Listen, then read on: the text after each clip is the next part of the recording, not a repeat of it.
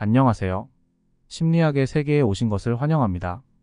오늘은 우리의 일상생활과 밀접하게 연관된 심리학 용어 10가지를 소개할 텐데요. 이 시리즈를 통해 심리학의 흥미로운 개념들을 쉽고 재미있게 배워보시길 바랍니다. 그럼 시작해볼까요? 1. 가르시아 효과. 가르시아 효과는 특정 음식을 섭취한 후 구토나 메스꺼움 같은 불쾌한 경험을 한 뒤 그 음식에 대해 강한 혐오감이나 회피 반응을 나타내는 현상입니다.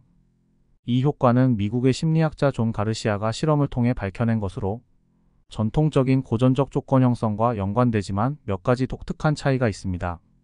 우선 가르시아 효과는 단 한 번의 경험만으로도 학습이 이루어질 수 있다는 점이 특징입니다. 일반적인 조건 형성에서는 자극과 반응이 반복되어야 학습이 일어나지만 가르시아 효과는 단 한 번의 부정적인 경험만으로도 음식에 대한 강한 혐오가 형성됩니다. 예를 들어 어떤 음식을 먹고 나서 구토를 경험하면 그 음식 자체가 구토의 원인이 아니더라도 그 음식에 대해 강한 거부감을 느낄 수 있습니다. 또한 가르시아 효과는 시간 지연이 있어도 학습이 일어날 수 있습니다. 전통적인 조건 형성에서는 자극과 반응 사이의 시간이 짧아야 학습이 잘 일어나지만 가르시아 효과에서는 음식을 먹고 몇 시간 후에 구토가 발생하더라도 그 음식을 피하게 됩니다. 이는 고전적 조건 형성 이론과 차별되는 중요한 점입니다. 이 효과는 주로 미각이나 후각 자극에 강하게 나타납니다. 시각적이거나 청각적인 자극보다는 음식과 관련된 자극이 훨씬 더 오래 기억에 남고 혐오감을 불러일으키는 데 중요한 역할을 합니다. 이런 반응은 생물학적 준비성 이론과 관련이 있으며 이는 특정 자극과 반응을 쉽게 연관짓는 능력을 설명합니다. 가르시아 효과는 진화론적 관점에서 생존에 유리한 적응 기제로 이해됩니다. 동물이나 인간이 독성이 있거나 상한 음식을 먹고 몸에 이상이 생겼다면 그 음식을 다시 피함으로써 유사한 위험을 예방할 수 있습니다. 이는 생존 가능성을 높이는 중요한 학습 기제입니다. 예를 들어 야생에서 새로운 식물을 먹고 배탈이 났다면 그 식물을 피하는 것이 생존에 유리할 수 있습니다. 실제로 가르시아 효과는 쥐 실험에서 처음 밝혀졌습니다. 가르시아는 쥐에게 특정 음식을 먹인 후 방사선을 사용해 메스꺼움을 유발했습니다. 그 결과 쥐는 방사선 때문에 몸이 안 좋아진 것임에도 불구하고 음식을 먹은 것과 구토를 연관지어 그 음식을 피하게 되었습니다. 이 실험은 동물들이 특정 자극과 신체 반응을 학습하는 방식을 보여주는 중요한 연구였습니다. 일상생활에서도 가르시아 효과는 자주 경험됩니다. 예를 들어 어떤 음식을 먹고 식중독에 걸리면 그 음식이 원인이 아닐 수 있지만 그 음식에 대해 혐오감을 느끼게 됩니다. 이는 특히 상한 음식이나 위생적이지 않은 환경에서의 음식 섭취와 관련된 부정적인 경험과 관련이 깊습니다. 결론적으로 가르시아 효과는 음식이나 음료를 섭취한 후 이 나쁜 경험이 그 음식에 대한 강한 혐오감을 불러일으키는 현상입니다. 이는 인간과 동물 모두에게 생존에 유리한 학습 방식으로 독성이 있는 음식이나 위험한 상황을 피하도록 돕는 중요한 역할을 합니다. A. 가짜 약 효과 플라시보 이펙트. 가짜 약 효과 플라시보 이펙트는 실제 약물이 아닌 가짜 약, 즉 아무런 치료 성분이 없는 약이나 치료 방법을 사용했음에도 불구하고 환자의 증상이 개선되는 현상을 말합니다. 이 효과는 사람의 심리적 기대가 신체적 반응에 미치는 강력한 영향을 보여줍니다. 가짜 약 효과는 주로 의학 연구나 임상 실험에서 사용됩니다. 실험 참가자 중 일부에게는 실제 약물을, 다른 그룹에게는 성분이 없는 가짜 약을 제공한 후 그 차이를 비교합니다. 놀랍게도 가짜 약을 받은 환자들 중 상당수는 실제 약을 받은 것처럼 증상 개선을 경험하는데 이것이 바로 가짜 약 효과입니다. 이 효과의 핵심은 환자의 믿음에 있습니다. 환자가 어떤 치료를 받고 있다고 믿을 때 그 기대감 자체가 몸에 긍정적인 변화를 일으킬 수 있습니다. 뇌는 기대와 믿음에 따라 신경 전달 물질, 호르몬, 면역 반응 등을 변화시킬 수 있으며 이는 실제로 신체적 증상 개선을 가져올 수 있습니다. 예를 들어 환자가 진통제를 먹었다고 생각하면 뇌는 자연적으로 엔돌핀을 분비하여 통증을 완화시킬 수 있습니다. 또한 환경적 요인도 가짜 약 효과에 중요한 역할을 합니다. 예를 들어 병원의 분위기, 의사의 말과 행동, 환자가 치료를 받는 장소 등도 환자의 심리적 기대에 영향을 줄 수 있습니다. 이러한 환경적 요소들은 환자가 자신이 실제로 치료를 받고 있다는 믿음을 더욱 강화시켜 가짜 약 효과를 더욱 강하게 만들 수 있습니다. 가짜 약 효과는 다양한 분야에서 관찰됩니다. 가장 일반적으로는 통증 완화나 우울증 치료에서 나타나지만 혈압, 심박수, 위장 문제 등 신체적 증상에도 영향을 미칠 수 있습니다. 예를 들어 어떤 환자는 실제로는 비활성 성분으로 된 알약을 복용했음에도 불구하고 혈압이 안정되거나 두통이 완화되는 경험을 할 수 있습니다. 그러나 가짜 약 효과가 모든 경우에 긍정적인 것은 아닙니다. 가짜 약 효과는 때때로 반대 현상인 노시보 효과로 나타날 수 있는데, 이는 환자가 부정적인 기대를 가지고 있을 때 부정적인 결과가 나타나는 것입니다. 예를 들어 환자가 부작용이 생길 것이라고 믿으면 실제 약물이 아닌 가짜 약을 복용했음에도 불구하고 두통, 어지러움, 구역질 같은 부작용을 경험할 수 있습니다. 가짜 약 효과는 과학적 연구에서 매우 중요한 역할을 합니다. 신약이 개발될 때 그 약물이 실제로 효과가 있는지 판단하기 위해 가짜 약과 비교하는 이중맹검 실험이 흔히 사용됩니다. 이 실험에서 연구자와 참가자 모두 어떤 약이 진짜이고 어떤 약이 가짜인지를 모르게 하여 진짜 약의 효과가 환자의 기대에 의한 것이 아니라 약물 자체의 효과인지 명확히 알 수 있게 합니다. 결론적으로 가짜 약 효과는 우리의 믿음과 기대가 신체적 반응에 얼마나 강력한 영향을 미치는지를 보여줍니다. 이를 통해 신체와 마음이 얼마나 긴밀하게 연결되어 있는지, 그리고 환자의 심리 상태가 치료 결과에 얼마나 중요한지에 대한 통찰을 얻을 수 있습니다. 3. 걸맞추기 원리. 걸맞추기 원리는 사람들이 자신과 비슷한 수준의 매력이나 특성을 가진 사람과 관계를 맺는 경향을 설명하는 심리학 이론입니다. 이 이론은 주로 연애나 친구 관계에서 자주 나타나며 개인이 자신의 외모, 성격, 지적 능력, 사회적 지위 등 다양한 요소에서 비슷한 사람과 연결되는 경향을 강조합니다. 걸맞추기 원리는 심리적으로 사람들이 자신과 비슷한 사람과 관계를 맺을 때 안정감과 자기 확신을 느끼기 쉽다는 점에 기인합니다. 예를 들어 외모 수준이 비슷한 두 사람은 서로에 대한 기대가 비슷하고 상대방으로부터 거부당할 가능성이 낮다고 느끼기 때문에 더 쉽게 관계를 형성할 수 있습니다. 이는 궁극적으로 관계의 성공 가능성을 높입니다. 걸맞추기 원리는 주로 자기가치 평가와 사회적 비교에서 비롯됩니다. 사람들은 자신이 어떤 사회적 위치에 있는지 또는 자신의 가치가 어느 정도인지 파악하려고 노력하는데, 그 결과 자신과 유사한 사람을 선택하는 것이 합리적이라고 판단합니다. 이러한 선택은 서로의 기대를 맞추고 안정적인 관계를 유지하는 데 도움이 됩니다. 심리학 연구에 따르면 걸맞추기 원리는 특히 연애 초기에서 더 강하게 작용하는 경향이 있습니다. 첫 만남에서 외모는 중요한 요소로 작용하며 사람들은 주로 자신과 비슷한 매력을 가진 상대에게 끌립니다. 하지만 관계가 깊어질수록 외모보다는 성격, 가치관, 지능 같은 다른 요인들이 중요해지며 여전히 이들 요소에서도 유사한 특성을 가진 사람들끼리 더 잘 맞는 경향이 있습니다. 걸맞추기 원리는 친구 관계에서도 중요한 역할을 합니다. 비슷한 성향이나 가치관을 가진 사람들끼리 더 쉽게 친구가 되고 그런 관계는 더 오래 지속되는 경우가 많습니다. 예를 들어 비슷한 배경, 직업, 취미를 가진 사람들은 서로를 더 쉽게 이해하고 공감할 수 있기 때문에 친밀한 관계로 발전할 가능성이 높습니다. 이 원리는 결혼에서도 적용됩니다. 결혼한 커플들 사이에서 사회적 지위나 경제적 배경이 비슷한 경우가 많으며 이는 서로의 생활 방식과 기대치를 맞추는 데 유리하기 때문입니다. 연구에 따르면 비슷한 특성을 가진 커플들이 결혼 생활에서 더 높은 만족도를 느끼고 갈등을 겪을 가능성이 줄어드는 경향이 있습니다. 그러나 걸맞추기 원리가 항상 적용되는 것은 아닙니다. 때로는 외모나 성격이 매우 다른 사람들이 서로에게 강하게 끌리는 경우도 있습니다. 이러한 경우는 종종 반대 성향의 사람들이 서로를 보완해주는 관계로 설명될 수 있습니다. 하지만 대체로 비슷한 특성을 공유하는 사람들이 관계를 더 쉽게 맺고 유지하는 것이 일반적입니다. 결론적으로 걸맞추기 원리는 사람들이 주로 자신과 비슷한 특성을 가진 사람들과 관계를 맺는 경향을 설명하는 이론입니다. 이는 심리적 안정감과 사회적 기대를 맞추는 데 중요한 역할을 하며 사람들 간의 관계 형성과 유지에 중요한 요소로 작용합니다. 4. 고립효과. 고립효과는 사람들이 제한된 공간에서 장기간 생활할 때 나타나는 심리적 및 행동적 변화를 설명하는 개념입니다. 이 현상은 극한 환경에서 제한된 공간을 공유하는 연구원, 군인, 잠수함 승무원, 우주 비행사 등에서 특히 두드러집니다. 때때로 이 현상은 남극형 증후군이라고도 불리며 이는 남극과 같은 극한 환경에서 나타나는 심리적 변화와 행동을 설명합니다. 좁은 공간에서 장기간 생활할 때 나타나는 고립 효과의 주요 특징은 다음과 같습니다. 우선 심리적 스트레스가 증가합니다. 제한된 환경에서는 자극이 부족하고 반복적인 상황이 계속되기 때문에 사람들은 심리적 압박을 느끼며 작은 문제에도 과민하게 반응할 수 있습니다. 또한 사회적 갈등의 증가가 관찰됩니다. 같은 공간에서 오랜 시간 함께 지내다 보면 사소한 문제도 큰 갈등으로 번지기 쉽습니다. 개인의 프라이버시가 부족하고 서로의 행동이 계속 눈에 띄기 때문에 갈등이 심화되며 이는 사람들 간의 긴장감을 증가시킵니다. 외부 자극의 부족도 중요한 요소입니다.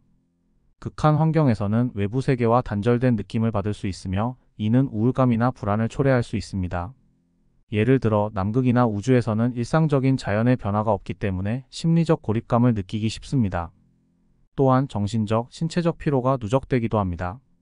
제한된 공간에서는 운동 부족이 발생할 수 있으며 이로 인해 신체적, 정신적 피로가 쌓여 무기력해질 수 있습니다. 극한 환경에서는 이러한 피로감이 더욱 두드러질 수 있습니다.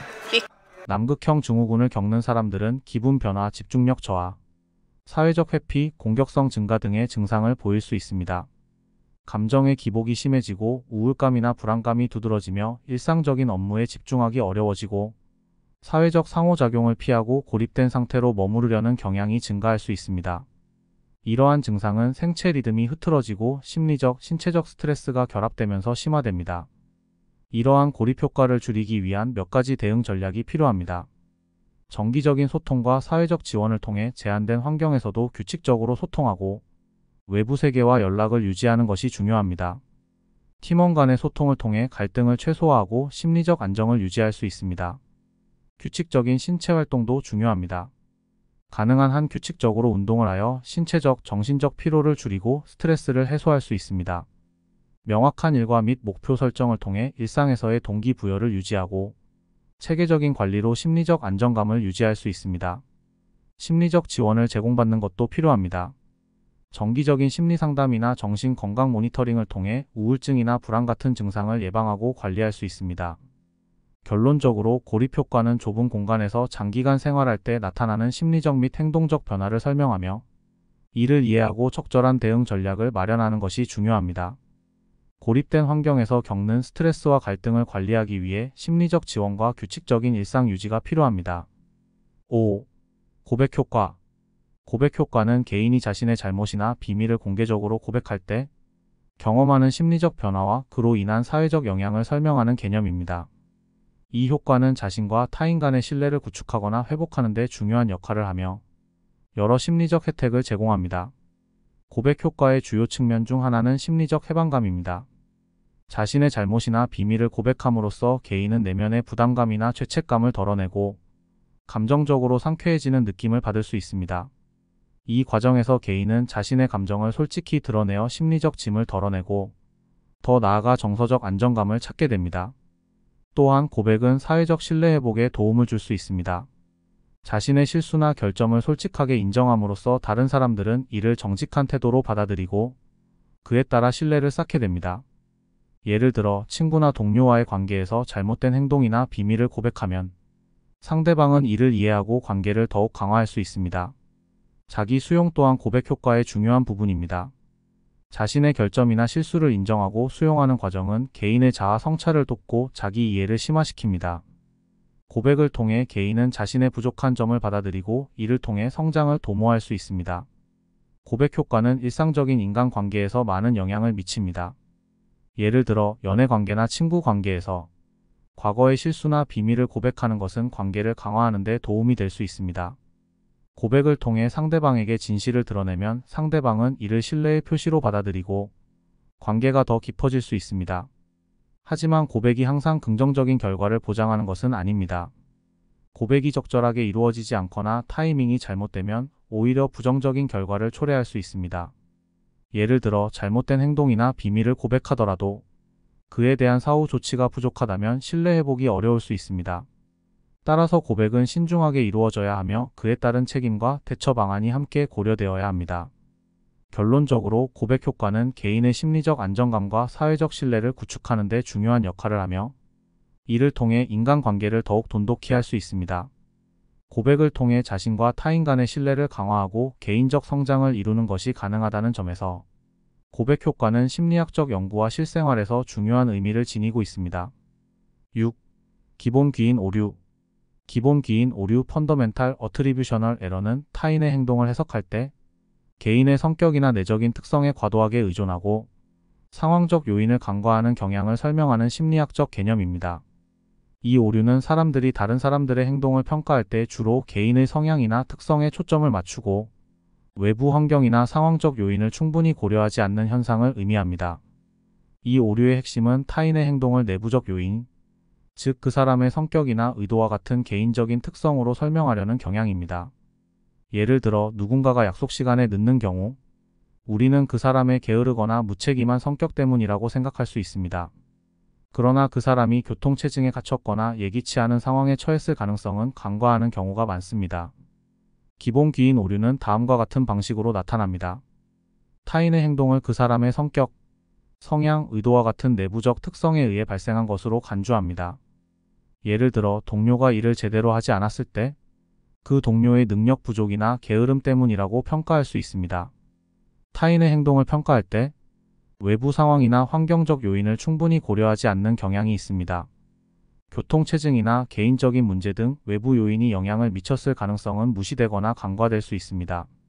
이 오류는 사람들이 자기 자신의 행동을 평가할 때는 상황적 요인을 더 많이 고려하는 경향이 있다는 점에서 특히 두드러집니다. 즉, 우리가 실수하거나 실패할 때는 외부 요인이나 상황을 탓하고 성공이나 긍정적인 결과를 내면 내부적 특성이나 능력 덕분이라고 생각하는 경향이 있습니다. 이와 달리 타인의 행동을 평가할 때는 내부적 요인에 더 많이 의존하는 것입니다. 기본 귀인 오류는 사회적 상호작용에서 갈등이나 오해를 초래할 수 있습니다. 예를 들어 상사가 직원의 늦은 출근을 그 직원의 성격 문제로 간주할 때 직원이 처한 실제 상황이나 환경적 요인은 무시될 수 있습니다. 이로 인해 상사와 직원 간의 신뢰가 손상되거나 갈등이 발생할 수 있습니다. 이 오류를 극복하기 위해서는 타인의 행동에 대해 더 넓은 시각을 가지고 상황적 요인을 고려하는 것이 중요합니다. 타인의 행동을 평가할 때는 그 사람의 상황과 환경을 이해하려고 노력하고 비판적인 시각을 갖는 것이 도움이 됩니다. 이를 통해 보다 공정하고 정확한 판단을 내릴 수 있습니다. 7. 쿠바드 증후군. 쿠바드 증후군은 남성이 파트너의 임신 과정에서 임신과 출산과 관련된 신체적, 심리적 증상을 경험하는 현상입니다. 이 증후군의 이름은 프랑스어로 돌보는을 의미하는 단어에서 유래했으며 주로 남성들이 자신이 직접 임신한 것처럼 몸과 마음에서 다양한 증상을 느끼는 것을 설명합니다. 쿠바드 증후군의 주요 특징 중 하나는 신체적 증상입니다. 남성들은 임신 중인 파트너와 유사한 증상을 경험할 수 있습니다. 예를 들어 메스꺼움, 구토, 식욕 변화, 체중 증가, 복부 불편감 등이 이에 해당합니다. 이러한 증상은 신체적 질병이 아니라 심리적 스트레스와 긴장으로 인해 나타나는 경우가 많습니다. 심리적 증상도 흔하게 나타납니다. 쿠바드 증후군을 겪는 남성들은 임신 과정에서 감정적으로 불안을 느끼거나 스트레스, 우울증, 피로 등을 겪을 수 있습니다. 파트너의 임신에 대한 압박감과 감정적 부담이 이러한 심리적 증상을 유발할 수 있습니다. 이 증후군의 원인은 여러 가지가 있습니다. 심리적 요인으로는 임신과 출산에 대한 불안감과 책임감, 변화에 대한 적응 문제가 영향을 미칠 수 있습니다. 사회적 요인으로는 임신 과정에서 남성의 역할과 책임에 대한 사회적 기대가 부담이 될 수 있습니다. 또한 일부 연구에서는 남성의 호르몬 수치 변화가 쿠바드 증후군에 영향을 미친다고 제안하고 있습니다. 쿠바드 증후군을 관리하기 위해서는 심리적 지원이 중요합니다. 남성들이 자신의 감정과 스트레스를 잘 관리할 수 있도록 심리치료나 상담이 도움이 될 수 있습니다.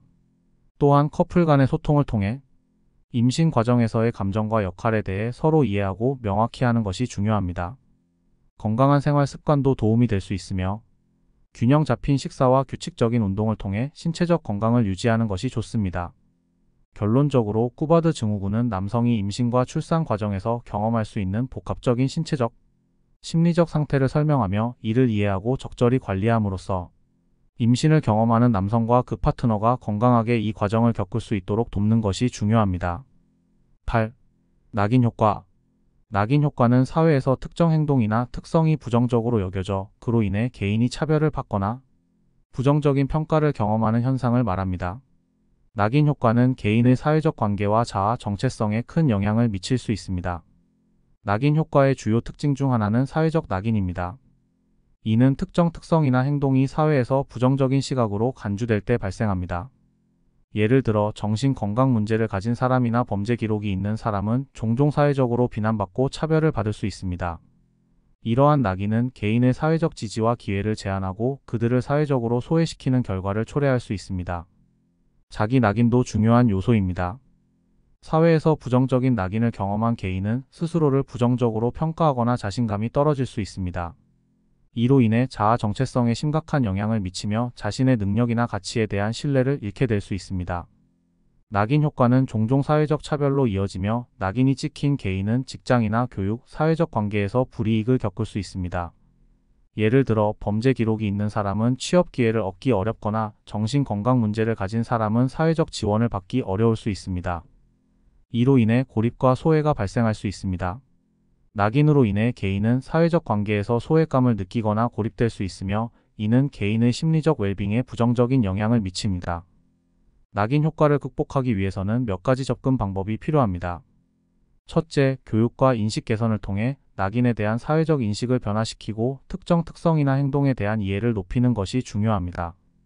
둘째, 지지와 포용을 제공하여 낙인 효과를 겪는 사람들이 자아를 회복하고 사회적 통합을 이룰 수 있도록 돕는 것이 필요합니다. 셋째, 정책 변화를 통해 차별을 줄이고 낙인을 방지하는 법적 지원과 정책이 필요합니다. 예를 들어 정신건강 문제를 가진 사람들에 대한 지원 정책이나 범죄 기록이 있는 사람들에게 재활 기회를 제공하는 정책 등이 해당됩니다. 결론적으로 낙인 효과는 사회적 특성이나 행동에 대한 부정적인 평가가 개인의 심리적 및 사회적 웰빙에 미치는 영향을 설명하며 이를 이해하고 적절한 대응 방안을 마련함으로써 차별을 줄이고 사회적 통합을 촉진할 수 있습니다. 9. 마법의 숫자 매직 넘버. 마법의 숫자 매직 넘버는 인간의 인지적 한계와 정보 처리 능력에 관한 개념으로 특히 기억과 정보 처리가 효과적으로 이루어지는 숫자의 범위를 설명합니다. 이 개념은 주로 심리학과 인지과학에서 다루어지며 인간의 작업 기억 워킹 메모리 용량을 설명하는 데 사용됩니다. 마법의 숫자에 대한 가장 유명한 개념은 7+-1이라는 숫자입니다. 이는 심리학자 조지 밀러가 제안한 이론으로 인간이 동시에 기억하고 처리할 수 있는 정보의 개수가 평균적으로 7개 정도라는 것을 의미합니다. 이 숫자는 정보의 단위가 7개 정도가 가장 효율적이라는 것을 나타내며 이 범위를 넘어서는 정보는 기억하기 어렵거나 혼란스러울 수 있습니다. 예를 들어 전화번호나 길고 복잡한 숫자를 기억할 때 사람들은 보통 7자리 또는 그에 가까운 숫자를 쉽게 기억하는 반면 그 이상이 되면 기억하기가 어려워집니다. 이는 인간의 작업 기억이 7개 정도의 항목을 동시에 처리하는 데 최적화되어 있다는 것을 보여줍니다. 마법의 숫자는 단순히 숫자에만 국한되지 않고 더 복잡한 정보나 항목에도 적용될 수 있습니다. 예를 들어 사람들은 7개의 항목이 포함된 리스트를 기억하는 데 더 유리하며 이 숫자를 초과하는 리스트는 기억하기 어렵습니다. 또한 정보의 조직 방식이나 구조에 따라 이 숫자가 달라질 수 있습니다. 즉 정보를 그룹화하거나 범주화하여 기억하면 더 많은 정보를 효율적으로 처리할 수 있습니다. 이 개념은 정보 설계와 교육 분야에서도 중요한 역할을 합니다. 예를 들어 사용자 인터페이스 디자인에서는 메뉴나 옵션을 7개 정도로 제한하여 사용자들이 더 쉽게 기억하고 접근할 수 있도록 합니다. 또한 교육 과정에서는 학습 내용을 7개 정도의 주요 항목으로 나누어 제공하면 학습 효과를 높일 수 있습니다. 마법의 숫자는 인간의 정보 처리 한계를 이해하고 이를 바탕으로 정보의 설계와 전달 방식을 개선하는 데 도움을 줍니다. 이를 통해 정보가 더 효율적으로 전달되고 기억과 학습 과정이 보다 원활하게 이루어질 수 있습니다. 10. 반엄 효과. 반엄 효과는 사람들이 모호하고 일반적인 진술이 자신에게 매우 정확하게 맞는다고 느끼는 심리적 현상입니다. 이 효과는 개인이 자신에게 특별히 적용되는 것처럼 느끼는 보편적이고 모호한 설명이 실제로는 누구에게나 적용될 수 있는 경우에 발생합니다. 이 용어는 19세기 미국의 유명한 쇼맨인 P.T. 바넘에서 유래했으며 그는 관객들이 자신에게 맞는 것처럼 느끼는 보편적인 묘사를 사용하여 자신의 쇼를 홍보했습니다. 반엄 효과는 심리학에서 개인의 자기 해석과 판단을 이해하는 데 중요한 개념으로 사용됩니다. 반엄 효과의 대표적인 예는 별자리 운세나 성격 테스트입니다. 이러한 테스트는 매우 일반적이고 애매한 진술을 사용하여 사람들에게 자신에게 딱 맞는 것처럼 느끼게 만듭니다. 예를 들어 당신은 때때로 사회적 상황에서 긴장하지만 자신의 능력에 대한 자신감을 가지려고 노력합니다. 라는 진술은 대부분의 사람들이 자신에게 맞는다고 생각할 수 있는 모호한 표현입니다. 이 효과는 자기 충족적 예언과도 관련이 있습니다. 사람들이 자신에게 맞는다고 느끼는 진술을 신뢰하고 믿게 되면 이러한 믿음이 실제 행동이나 경험에 영향을 미칠 수 있습니다. 즉, 반엄 효과로 인해 사람들이 자기 자신에 대한 인식을 강화하고 그에 따라 행동할 가능성이 높아집니다.